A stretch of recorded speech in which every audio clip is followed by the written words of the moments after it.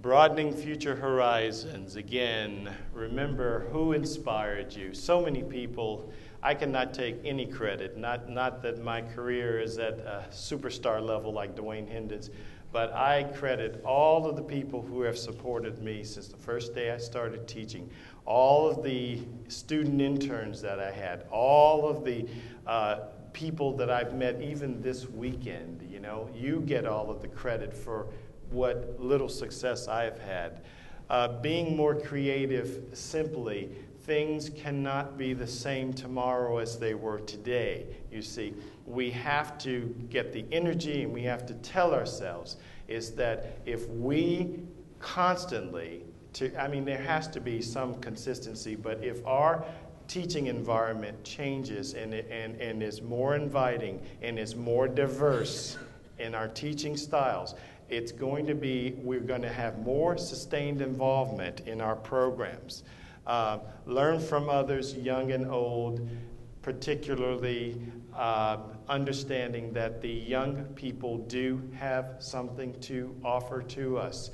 They may not know to a degree what we've learned over many, many years, but they do have something to offer to us, and there should be a mutual respect between first and veteran teachers, first-year veteran teachers. Organizational styles from other disciplines. Let's look at the choral people. Let's look at the orchestral people. Let's look at art, history, the sciences, psychology, and let's learn from those other disciplines, folks. Even within education, let's look at math, science, English, and look at the things that are working for them and use transfer of learning to bring those into our disciplines. Explore strange new worlds in a single bound. You know that one. Look up in the sky, it's a bird, it's a plane, it's Dwayne Hendon.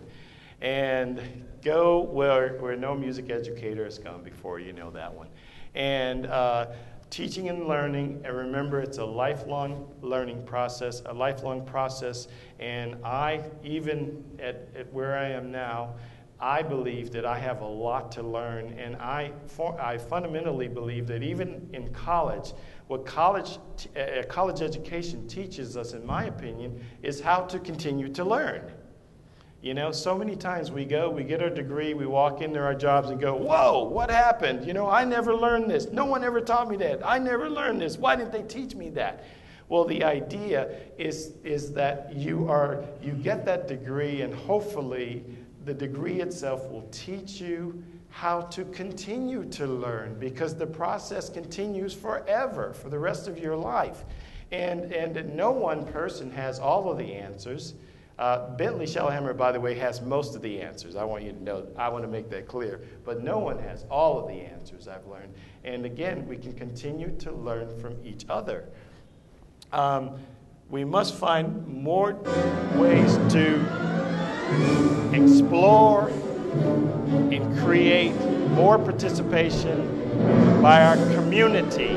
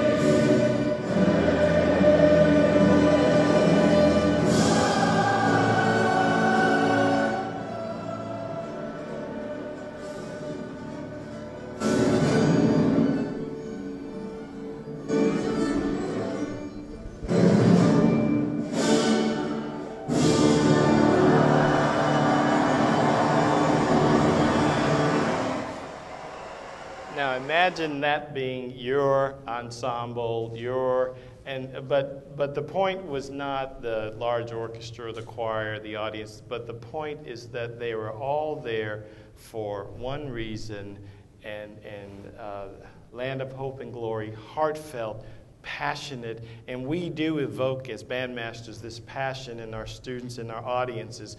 But the idea is we must continue to evolve and take our programs further, take our organizations further in the future. And understanding that, that was very passionate. Do you like the dynamic levels? Loud, soft? That was amazing. I don't know how they did that. I wish I could teach someone to do that. And our students, most important, as educators, we are there for them. We love our students. We're passionate about them, the good, the bad, and the ugly. And I would say, as in the future, we should continue to try to understand where they're coming from, and again, take them beyond. And we are shaping the lives of future generations of not only music educators, but of people, citizens, human beings. Social versus academic, please remember that. And taking pride in our profession, just remember when we are deeply critical of others in our profession, we are bringing our profession down just 1 or 2 clicks every time that we do that. And from an artistic perspective, I think it's okay to, with your one friend privately if you want to discuss the merits of this piece or that performance, etc. But I think in public, we must stand united. FMEA, FBA, ASBDA, we are one. We're all in the same family. By the way, is the director from Hawaii here? Because I'm going to go back with you. My wife and I are going to go back for a couple of weeks, and you're going to pay our expenses. All right? And a few final thoughts. Aristotle and